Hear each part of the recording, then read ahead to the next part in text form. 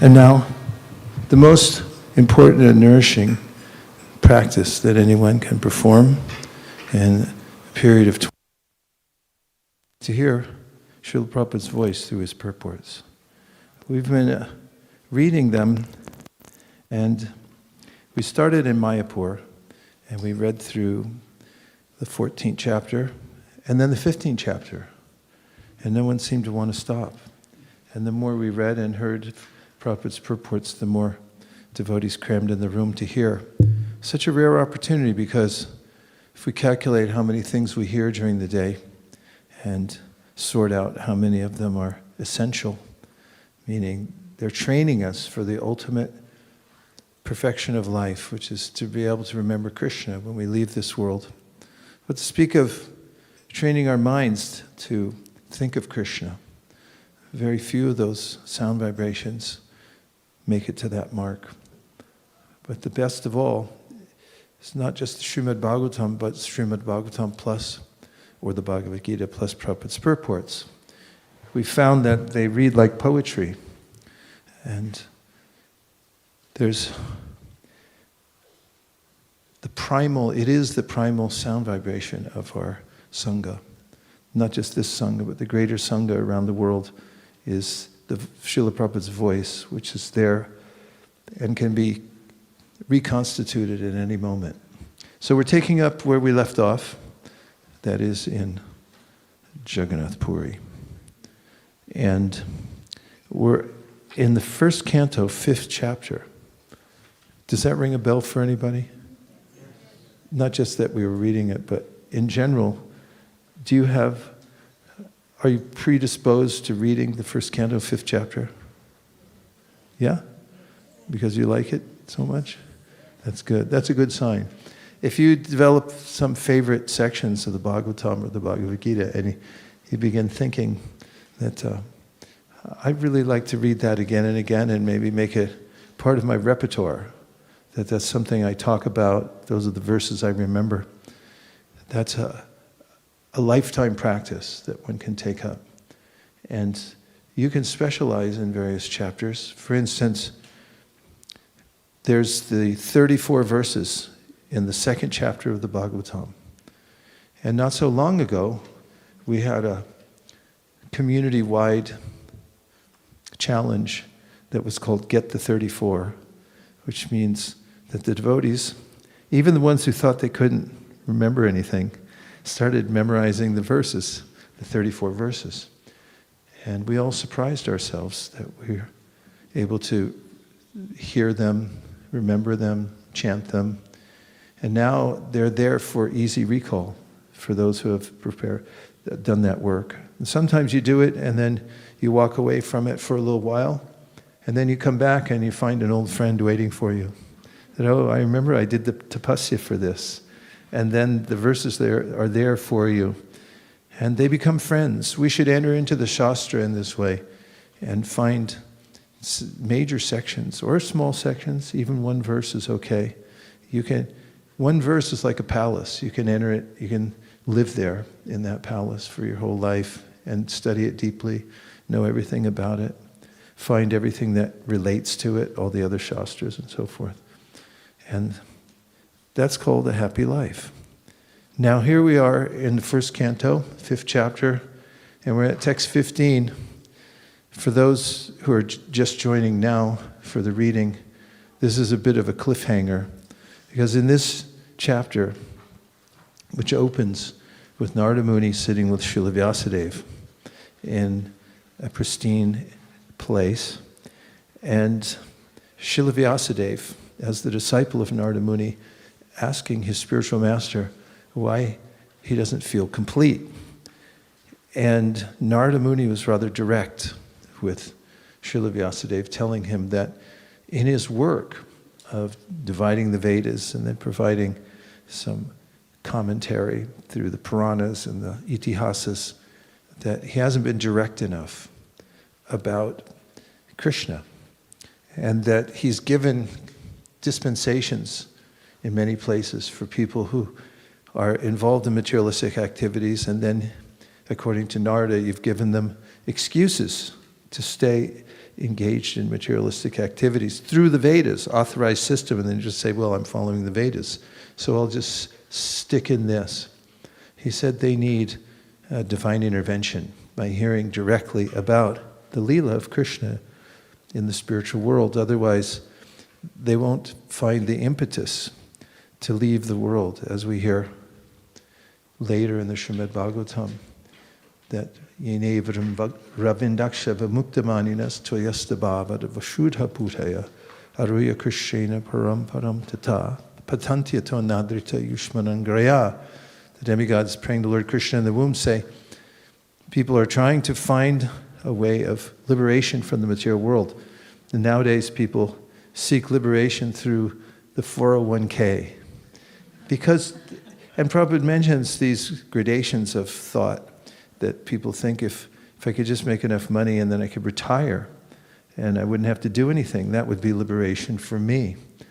And other people think if they could get enough power in a political post and nobody could tell them what to do, that would be liberation. And other people pray to powerful beings in the world who aren't Krishna. And even those also fail.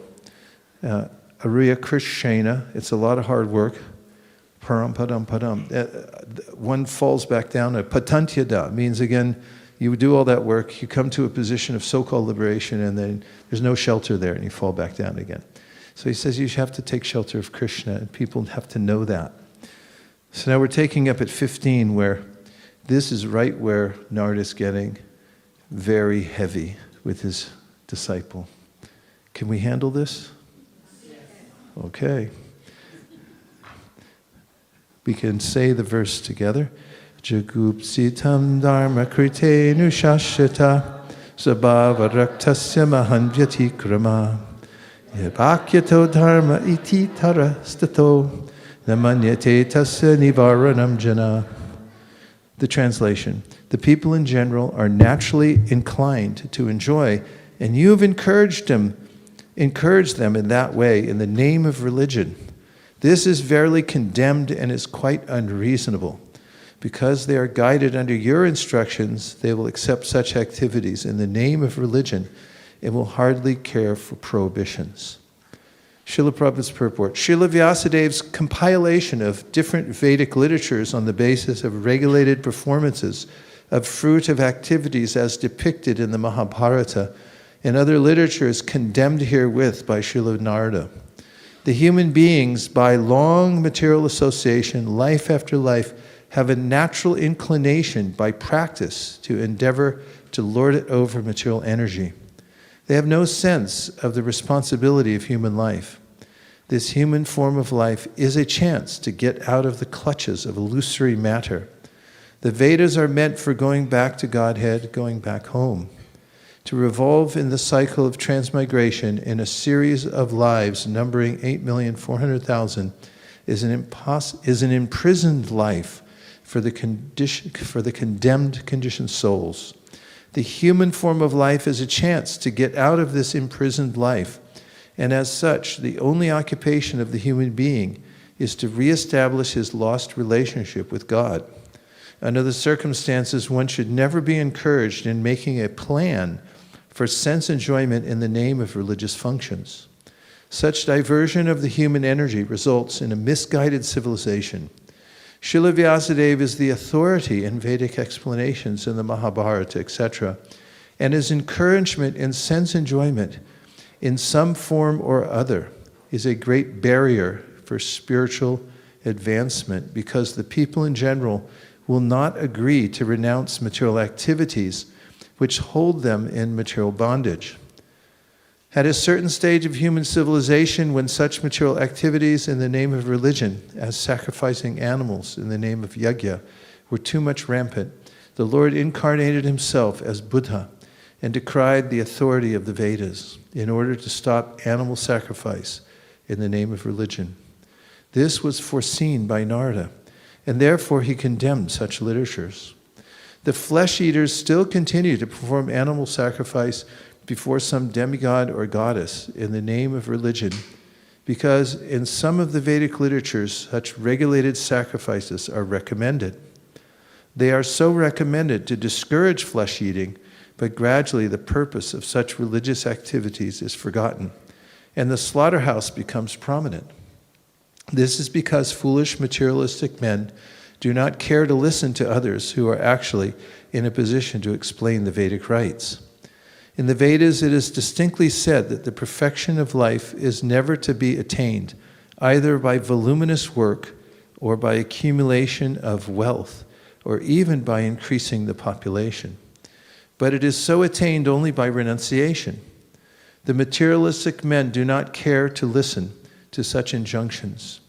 According to them, the so-called renounced order of life is meant for those who are unable to earn their livelihood because of some corporeal defects, or for persons who have failed to achieve prosperity in family life. In histories like the Mahabharata, of course, there are topics on transcendental subjects along with material topics. The Bhagavad Gita is there in the Mahabharata. The whole idea of the Mahabharata culminates in the ultimate instructions of the Bhagavad Gita, that one should relinquish all other engagements and should engage oneself solely and fully in surrendering unto the lotus feet of Lord Sri Krishna. But men with materialistic tendencies are more attracted to the politics, economics, and philanthropic activities mentioned in the Mahabharata than in the principal topic, namely the Bhagavad Gita.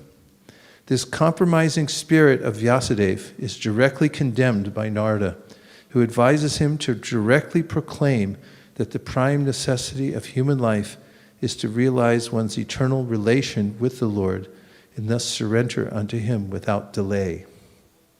A patient suffering from a particular type of malady is almost always inclined to accept eatables which are forbidden for him.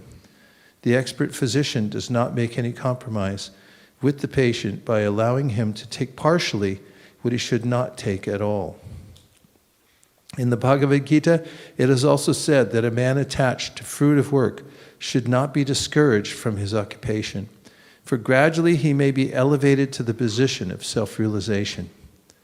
This is sometimes applicable for those who are only dry empiric philosophers without spiritual realization.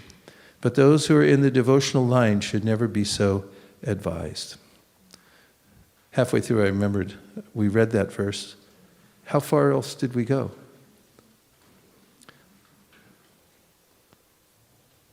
Not that there's anything wrong with hearing it again, but I'm just curious how far we made it.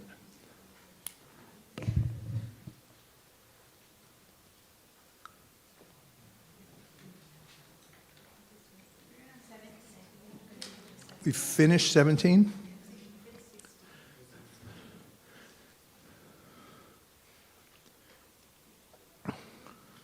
What should we do? This is a terrible error. We can never make up for it. I think we have to read 16 in deference to the confluence. We have a confluence of those who came for Vrindavan, those who came for Puri, and then Vrindavan. And I apologize for any overlap. Okay, the next verse. Are you satisfied hearing? Do you feel like it's... Okay. The Supreme Lord is unlimited. Oh, sorry, I'll read the Sanskrit. Pachakshanosya hati veditim bur anantya parasya livrittita sukham pravartamanasya gunar anatmanas tato bhavan darshaya cheshtitam vibho. The Supreme Lord is unlimited, only a very expert personality, retired from the activities of material happiness, deserves to understand this knowledge of spiritual values. Therefore, those who are not so well situated due to material attachment should be shown the ways of transcendental realization by your goodness through descriptions of the transcendental activities of the Lord. Srila Prabhupada's purport. Theological science is a difficult subject, especially when it deals with the transcendental nature of God. It is not a subject matter to be understood by persons who are too much attached to material activities. Only the very expert who have almost retired from materialistic activities by culture of spiritual knowledge can be admitted to the study of this great science. In the Bhagavad Gita, it is clearly stated that out of many hundreds and thousands of men only one person deserves to enter into transcendental realization. And out of many thousands of such transcendentally realized persons, only a few can understand the theological science specifically dealing with God as a person. Sri Vyasadeva is therefore advised by Narada to describe the science of God directly by relating his transcendental activities. Vyasadeva is himself a personality expert in this science, and he is unattached to material enjoyment. Therefore, he is the right person to describe it. And Shukadeva Goswami, the son of Vyasadeva, is the right person to receive it. Srimad Bhagavatam is the topmost theological science, and therefore it can react on the layman as medicinal doses. Because it contains the transcendental activities of the Lord, there's no difference between the Lord and the literature. The literature is the factual literary incarnation of the Lord. So the layman can hear the narration of the activities of the Lord. Thereby they are able to associate with the Lord and thus gradually become purified from material diseases. The expert devotees also can discover novel ways and means to convert the non-devotees in terms of particular time and circumstances. Devotional service is dynamic activity, and the expert devotees can find out competent means to inject it into the dull brains of the materialistic population. Such transcendental activities of the devotees for the service of the Lord can bring a new order of life to the foolish society of materialistic men. Lord Sri Chaitanya Mahaprabhu and his subsequent followers exhibited expert dexterity in this connection.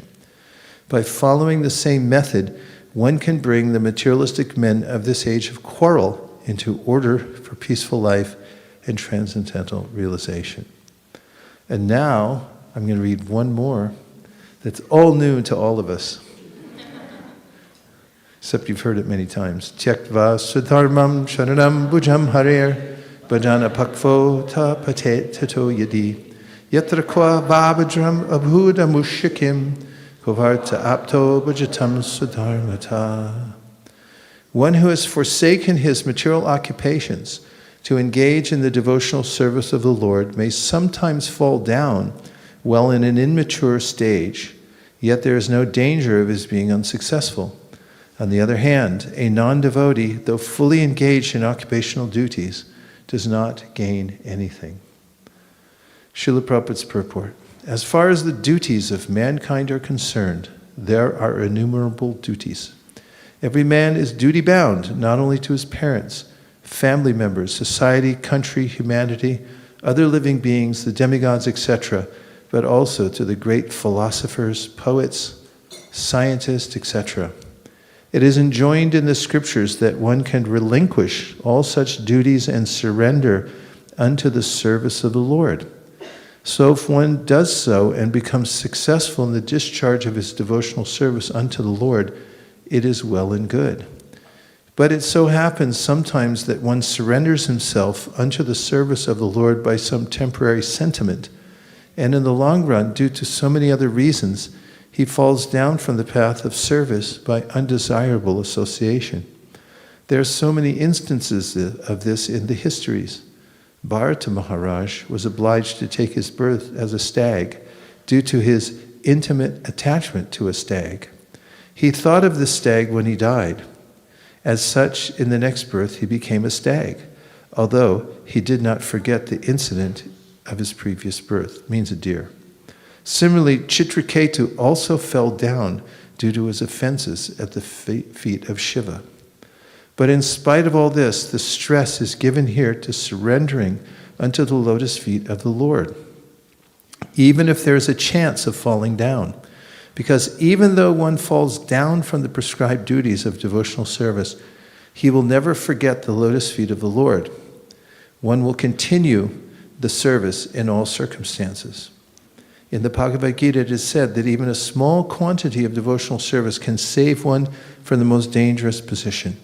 There are many instances of such examples in history. Ajamil is one of them. Ajamil in his early life was a devotee, but in his youth he fell down. Still he was saved by the Lord at the end. Now we'll take a few reflections or questions.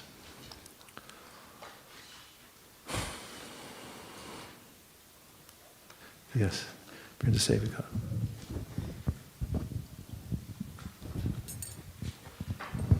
Hare Krishna Guru Maharaj. I have a question regarding this statement that man attached to fruitive work should not be discouraged from his occupation, for gradually he may be elevated for the position of self-realization. But those who are in devotional line need not to be always so advised. So concerning... Could you say that with more enunciation? Oh, the last part? The last one. But those who are in devotional line need not be always so advised. So I have a question regarding new people who just come in. Should we tell them that they should continue their work what they do and just gradually elevate and study or yes, it depends. It's very individual, but in general,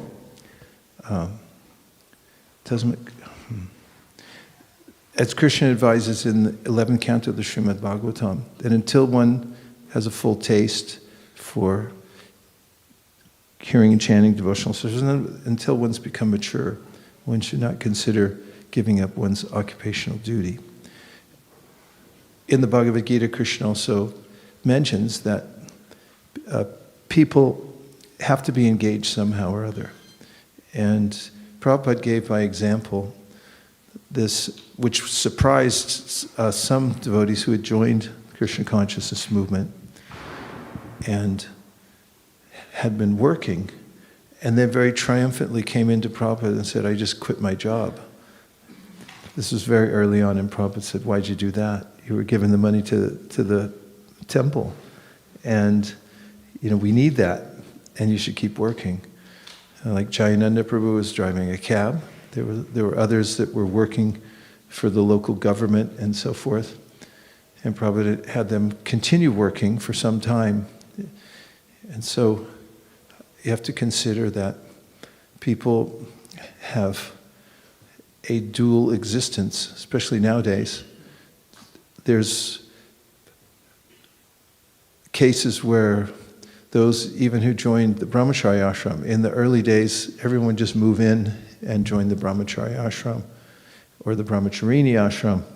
And then later on, when many of them, most of them, saw they could sustain that ashram life, then they went back to figure out how to make ends meet. And of course, there's no loss in one sense, because that time spent in full immersion is very powerful. But we've seen over time that, for instance, in Chaupati, there's a way in which when young people came and wanted to join the brahmachari ashram, Radhanath Swami would say, first finish your full education, then you can come. It's a prerequisite. And it's seen that many of them then had something to go into if they weren't able to stay in the brahmachari ashram. So it depends on the circumstances, but we find that most people are, especially in the beginning periods and the mid period of their life, have to be somehow gainfully employed, especially where there's not a lot of infrastructure or support for people who just want to be full-time devotees. And that they do very well in that they're able to stay connected with the main processes of devotional service, even as they're working. Tava karmana kurvita na nirvidyeta yavata matkata shravanadoya shadayavan najayate. That's the verse that was dancing around in my head, but I couldn't think of it. That's Krishna saying Tava. Until that time, karmana kurvita na nirvidyeta yavata. Till the time which one has full maturity, one should go on with one's occupational work and do devotional service at the same time. Thank you. Yes, 1, 2.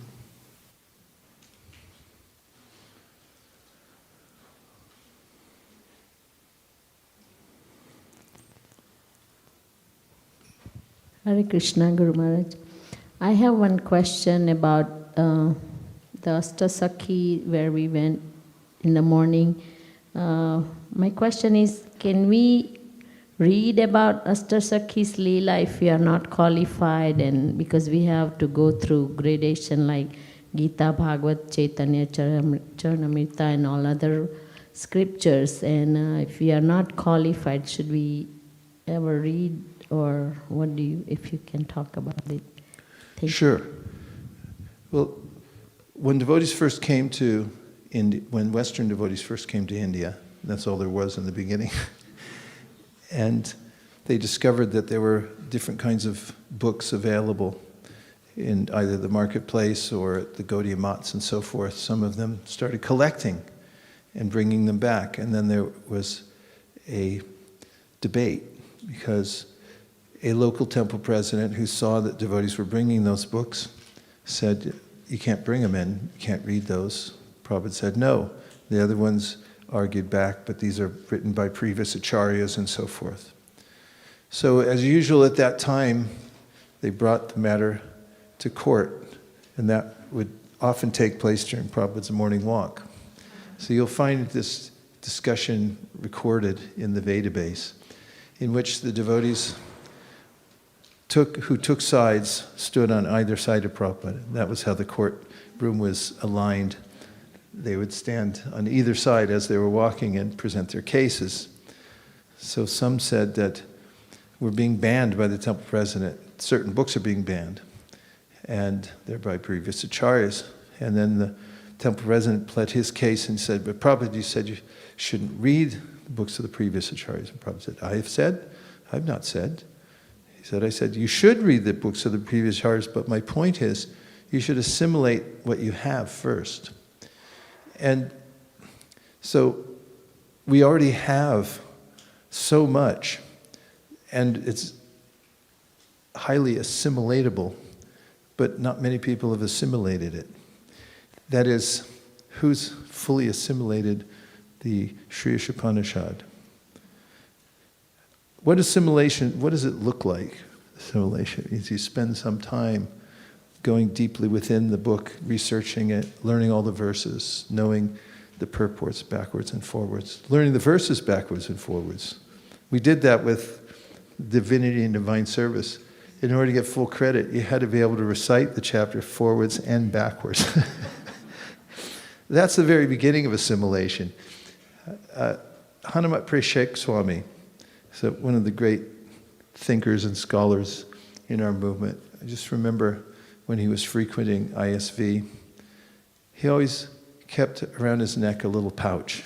What was in that pouch? The Upadeśāmṛta, but not just the Upadeśāmṛta, it was in Spanish. He wanted to challenge himself doubly because that's how his brain works. Yeah, he speaks Spanish and he wanted to practice reading in Spanish. But everywhere he went, he would have that around his neck and he'd read it and read it. And when you assimilate a book, you'll find out how, or at least you attempt to assimilate one book, you start to realize how deep it is and how much is really there. Generally, people, they get involved in things because they want to strike it rich quick.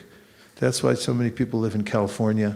In 1949, the world changed because there was discovery of gold in the mountains of California.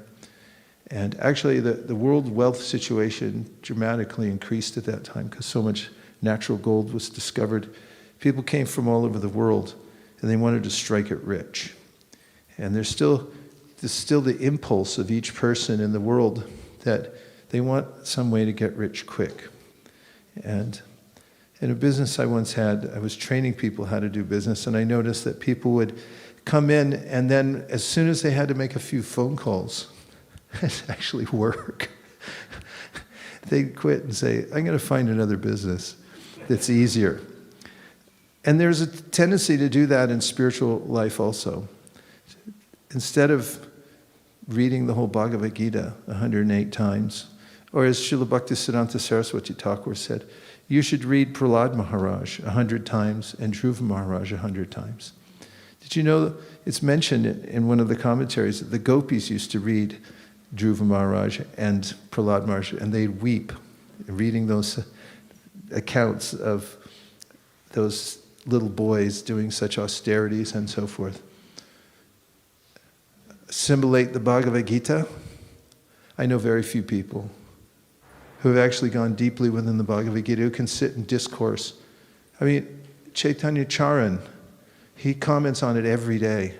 He reads it deeply, thinks about it. When he's sleeping at night, he's thinking what he's going to present the next day, how to bring out topical points in the world and connect them to the Bhagavad Gita. Ask him if he's assimilated the Bhagavad Gita. What will he tell you? The more he's going into it, the more he's seeing how deep it is. What about Srimad Bhagavatam?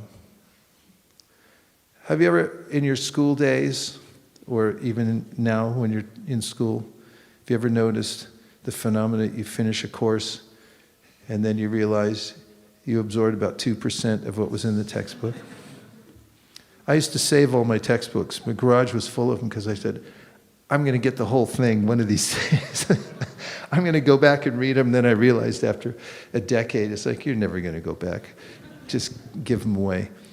And there's a way we take for granted so much, and we think, let me move on. I'll go to Loy Bazaar, and I'll find a book that nobody else has found before, and I'll read that. Why not just try to assimilate one book and see how deep it is, and see how one chapter, you could write a PhD thesis on one verse and go deeply within it. And so try to assimilate what Prabhupada gave. And the more you do, the more you find the completeness of it.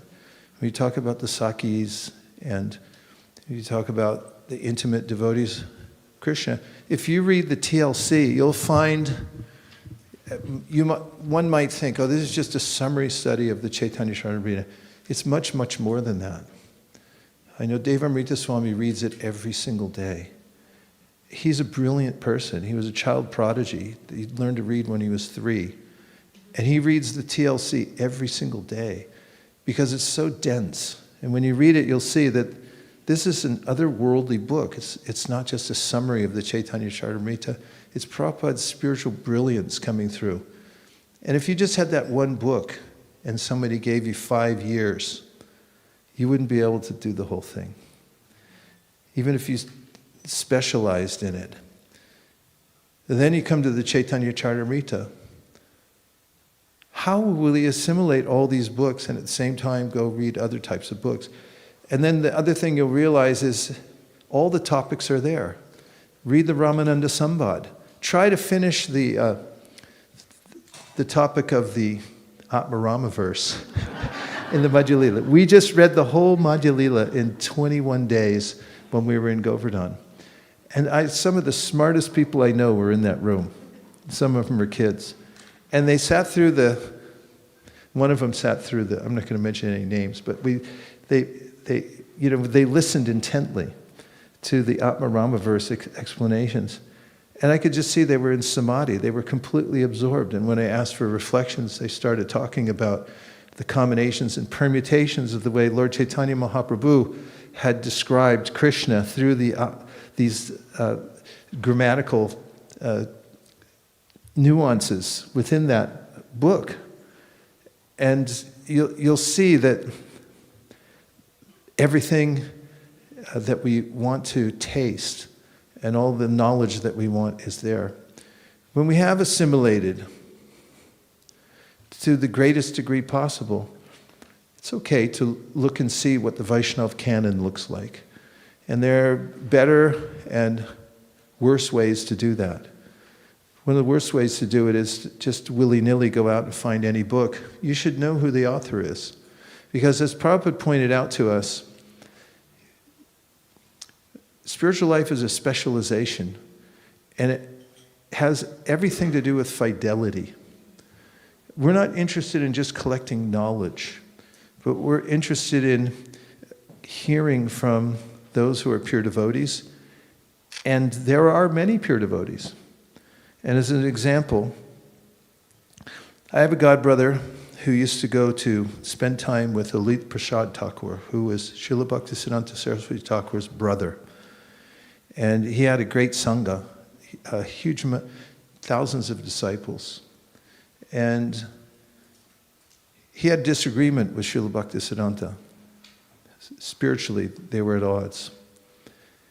In any case, devotees were hungry for learning more about Vaishnava culture.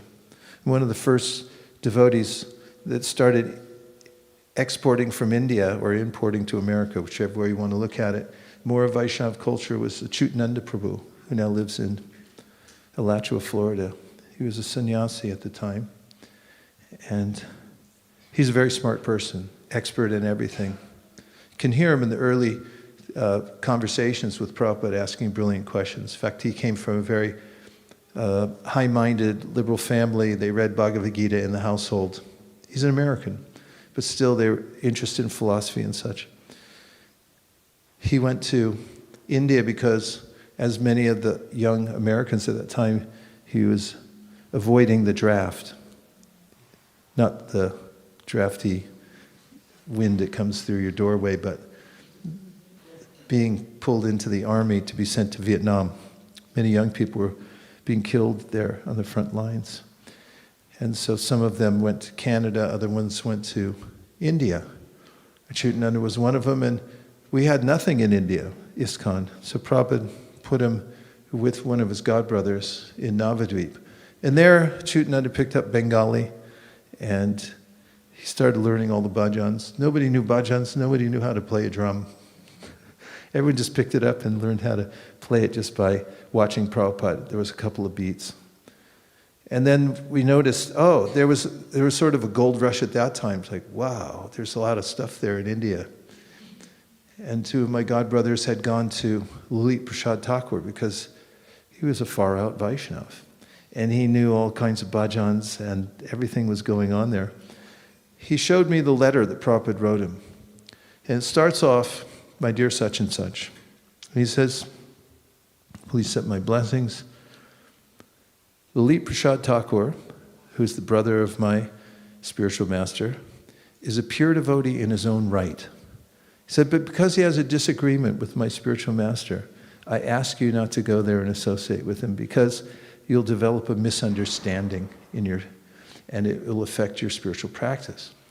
So just the fact that, we have access to this, that, and the other thing, or this person, that person, or this book or that book, is not the point. You find that the real point is not really even assimilating knowledge. As I mentioned, when we're hearing these purports, this is straight Prabhupada. And we pick up the mood.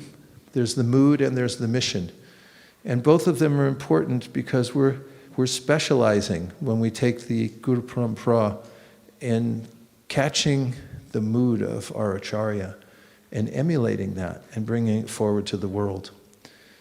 And so we have to be chaste in the way we hear.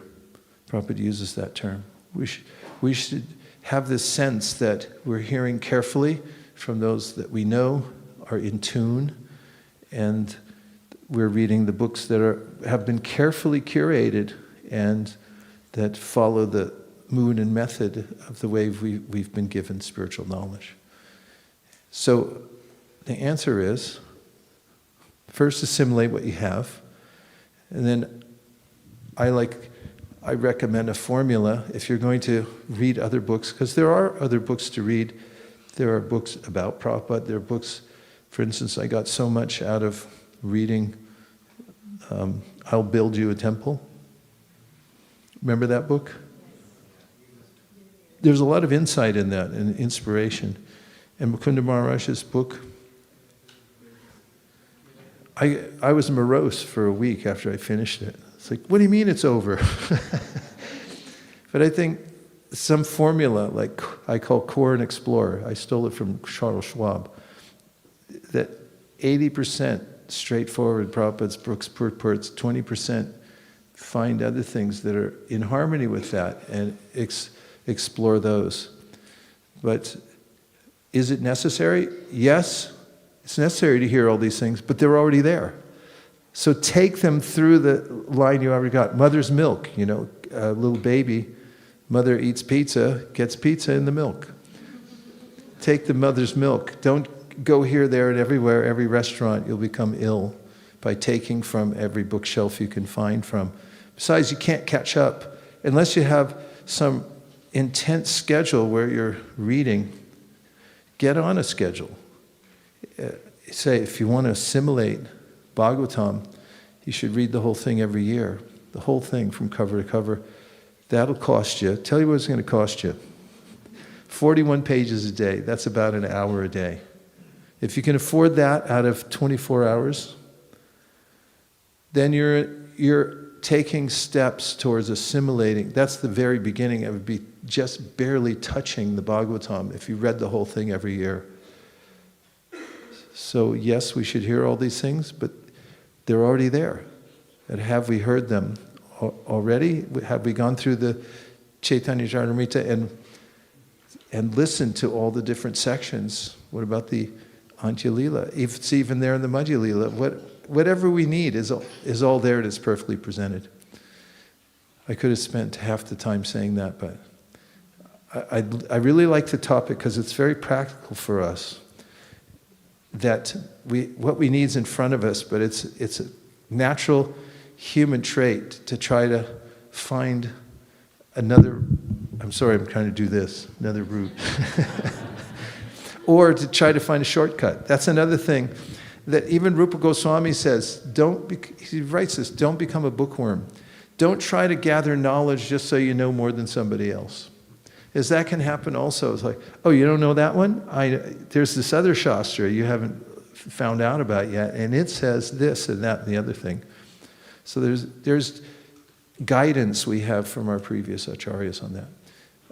Let's see if there's anything else. Thank you, Guru. Yes. Thank you. You're welcome. Oh, yes. 1, 2.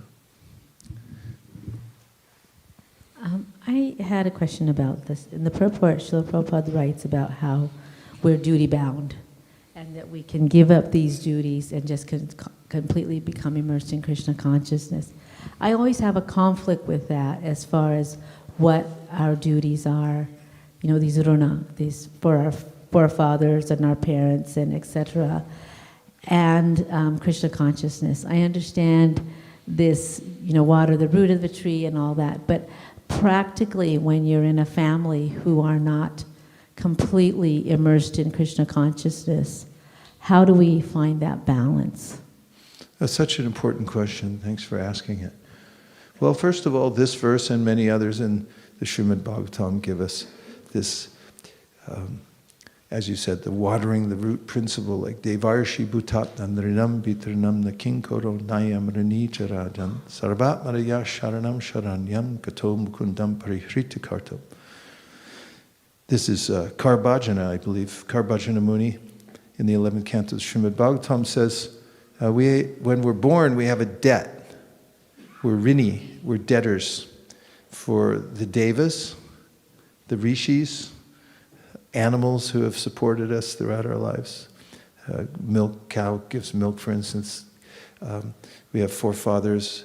Everyone inherits some wealth, one way or another, wealth of knowledge or capital, and so forth. So we have a debt to all these people, says the Srimad Bhagavatam.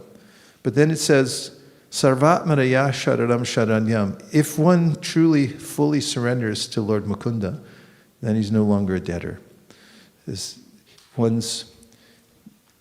ultimate goal of life is the most important thing. What's more, if you're in a family or in any other situation, if you fully take to Krishna consciousness, as, say, Prahlad Maharaj did, remember after Hiranyakashipu was killed, and Nrsingadev said, take a benediction, I'm Bhagavan, I give.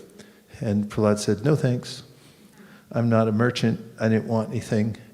Then when Nrsingadev insisted, Prahlad said, well, save my father, already done. That already done there is in the verse, Devarshi Bhutat Nandrinam. All the duties to one's parents and so forth are done. I'll just, until I get to something very practical, I want to tell you something else. when my parents passed, they would pass 1 year. My father went first, and then my mother went 1 year later. And I brought both their ashes here to Vrindavan to put them in the Jamuna. And I met with the god sister whose mother had just passed also. And we had a conversation, and we actually shared the boat out onto the Jamuna. When I committed my parents' ashes, she put her mother's there. She told me the story of her mother. She comes from a Jewish family, and she had early on joined the Krishna consciousness movement and given up all her duties as a daughter in a Jewish family. And those are a lot. And it's probably somewhat similar to an Indian family. Nothing's equal to an Indian family.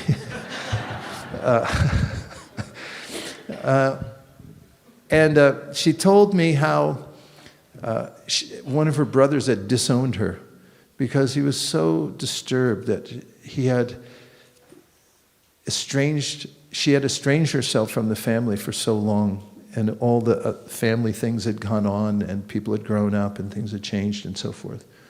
And then when her mother became ill, and she had several months to live, this devotee came back, and she moved in with her mother. And during that time, something changed in the family dynamic. And without all the details, I'll tell you what happened after her mother passed.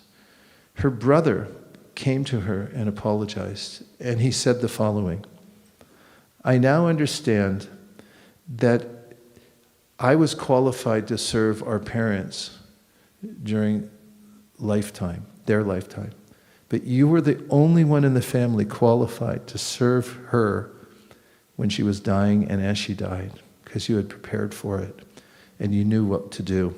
I saw it in my own family. When I was home when my mother was leaving, and most of my siblings said, "I'll see you later. I can't watch this." We set up shop and, stayed next to her side by side, and because we knew what to do. As it says in the Bhagavad Gita, yatanto yoginaschainam pashyant yatmanyat vastitam yatanto pyakritatmano nayanam pashyantya chetasaha. Those who are trained, they know what to do when somebody's dying. So there's that this is a specialization we're in. It's the most important specialization. Sometimes people don't see it, and family members are like, "What are you doing all this stuff for?"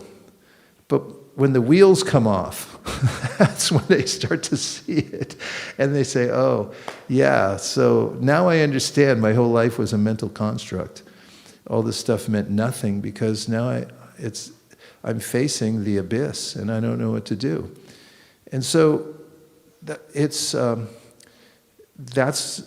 a strong point. And at the same time, I'll just say that there's some etiquette that Srila Bhaktisiddhanta Saraswati Thakur had taught to his disciples. And that was that, of course, you don't have to attend to all these extra rituals if you're chanting Hare Krishna. Case in point, Prabhupada installed the deities here in 1975. We were all here, and there were all these brahmanas in here doing every kind of ritual in the world, throwing stuff every direction, tying stuff here or there. And we were having kirtan, rip-roaring kirtan for hours every day during the installation. And afterwards, Prabhupada wrote a purport. He said, "We didn't need any of the Brahmins because of the chanting of Hare Krishna. It was totally superfluous, the Brahmin." He said, "If I hadn't brought them in, then the locals wouldn't have accepted that we had a bona fide temple. That's the only reason I had them there." He tolerated the whole thing. Prabhupada went along with it. They weren't even tying stuff on Prabhupada. He just tolerated it for the sake of preaching and establishing a temple. So along those lines, Srila Bhaktisiddhanta Saraswati Thakur, he had told his brahmacharis and sannyasis in the mutt that if your parents have something going on, and if you go there and you're able to participate in it and it helps bring them along in Krishna consciousness, and it doesn't, or if it's going to push them further away from Krishna consciousness, if you don't go there, you can go and cooperate for some time in order to appease them. Just go along with it. it's absolutely not necessary, but if you go along with it, just like Prabhupada went along with the establishment of, Brahminical installation, which he said we didn't need. We had the Harinam Sankirtan. Then we can be civil in our family and considerate. And there is a time in which, I'll just mention also in the Srimad Bhagavatam 7th canto, in Narada's teachings, he talks about family life and the way there are many obligations. And you may have obligations to your employer. Yes or yes? And so, what does Narada say about that? He said, the employer says such and such, and then you say, yes, sir, very good, sir. Thank you very much, sir. And then you go on with your job and you finish your rounds. And so, in a similar way, we may at certain times in our life have to go along with certain types of things or not. I mean, in the early days, we had a window of opportunity when we just ran away from everything. I ditched my family. I just said, so long. I didn't even say so long. I just left and joined the temple and left them crying for 8 years before I even came back and visited again. That was kind of the norm back then because it was a window of opportunity. And everyone will have a window. And of course, I went back and made up and became very close with them. And there were spiritual benefits that took place in my family because of that. Not because of me, but because they were predisposed. And so there are ways in which we can negotiate and navigate these things without being brutish and at the same time not violating the principle of pure devotional service. Does that help? Okay, last one from Malini. Hare Krishna. Follow up from Dhanavari Mataji's question. Just wanted to complete that thread, and thank you for telling about the assimilation part. My further question, this gets asked many times, that's why I just want to bring it up here. Sometimes we also have discourses given by devotees who are expert and have assimilated different books, and they're giving discourses on high subject matters. So we would like to attend them and to hear them. They're very pleasurable to hear. At the same time, sometimes it confuses us more. So can you please help us guide on how to navigate this and what should we be doing? Are there learned discourses that you go to where you don't feel confused afterwards? Are there teachers who you hear from who are erudite, they're highly learned in Shastra, and they present in such a way that you don't become confused, but you become completely enlivened? Yes. Okay, go to those. You can judge by the result. Like Radhika Raman Prabhu, he really, the way he lives and the way he speaks and the way he's assimilated everything, even from an academic point of view, sometimes the academic thing can be, turn into something where, too much information. What's that called? TMI? TOI. TMI. You go TMI, too much. That was over the... He gives what's necessary, but it's a collation of everything that's important, but his framing of it is always faithful to the way my heart resonates with the mood I learned from Prabhupada. And therefore, I feel so comfortable just there leaning in, taking notes, listening carefully, hear it again. And therefore, Sri Chaitanya Mahaprabhu specifically used a term when he said that you should hear in association with devotees. And the term means that they should be like-minded. Like-mindedness. So it's not that just because somebody knows a lot or they have a reputation for various things. Things means, wide variety of knowledge from different shastras. Doesn't necessarily mean, that's better. Similar to what we're talking about. More is not necessarily better. But what resonates, what's like-minded, what resonates with your heart. So, ISKCON's an interesting organization because we have such a wide spectrum of devotees and so forth. And it's not even that in any given community that we're obligated that every single person from every part of the spectrum has to come there and present. In fact, I know in Christian churches, they usually have one pastor that leads the whole thing, and maybe a substitute for other times. So there's a continuity in the thought process.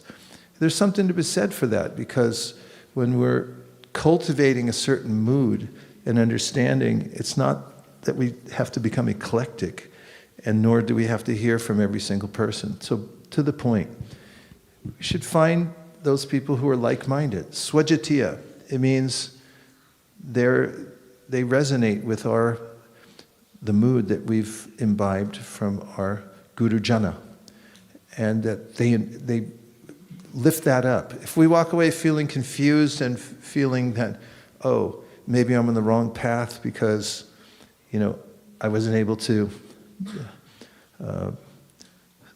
Anyway, I won't say anything specific, because then you'll think I'm talking about a particular genre or person. But that's the point. One of my senior godbrothers who had a lot of association with Prabhupada once told me that Prabhupada told them, devotional service is according to one's taste. In other words, and I was just talking to the priest, my friend Raghu, who's going to perform the wedding tomorrow night. So we had to sync up on a few things. And he was just saying, I love yagya. I just like doing yagya all day long. If I don't do a yagya, after 4 days, I start getting nervous. I want to go do a yagya. And he was saying, but I heard once that devotional service is like cake. And, anywhere you take a piece, it's tasty. So it's according to our taste, but there's also the very mood that's important that we cultivate and protect. We should protect that mood as we're cultivating devotional service. It's sacred, the mood of devotional service. Okay?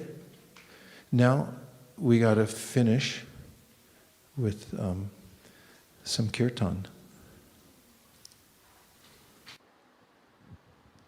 Dear Srila Prabhupada, dear Śrī Chaitanya Mahaprabhu, Śrī Panchatattva, Śrī Radha Madan Mohan, Śrī Lakshmana Shringadev. If you so desire, please keep Achyuta Chaitanya Prabhu's dear maternal grandmother, who passed away yesterday peacefully